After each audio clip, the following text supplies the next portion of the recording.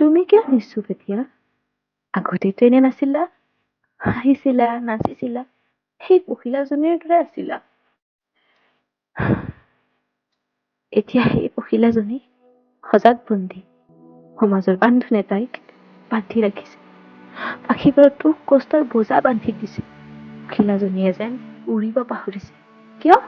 এনে কি হ'ল তোমাৰ লগত? হোৱাটো বহুত কিবা কিবি হ'ল। ইমান কম, ইমান বুজাম। বাদ দিয়া, পিছত কম। কোৱাচোন, আজি মই শুনিম। মাথো কৈ যোৱা।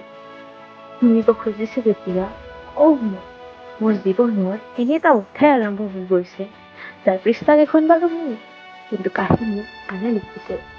মই যেন অনুমতি নোলোৱাকৈ মোৰ উশাহটোও ল'ব নোৱাৰা হলো।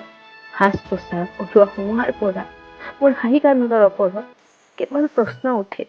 যদি কেতিয়াবা এনেই অলপ জিৰাও কোনোবা এটা ডালত বহি, তেতিয়া মোৰ ওপৰত বহুজনে বহুত লাঞ্ছনা লগায়।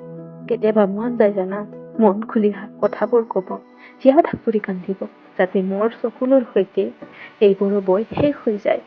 কিন্তু এনেকুৱা কেতিয়াও নহয়। কিয়? তুমি এইবিলাকক কেতিয়াও বুজাব চেষ্টা কৰা নাই? বহুত চিঞৰ মৌনতালে সলনি হৈ গল। মোৰ সেই চঞ্চল মনটো কৰবাত স্তব্ধ হৈ ৰল। মই সেই আপোন পাহৰা ছোৱালীজনীৰ, যাৰ কোলাহল প্ৰিয় আছিল, তাইৰ আজি নিজান ৰাতি প্ৰিয় হল।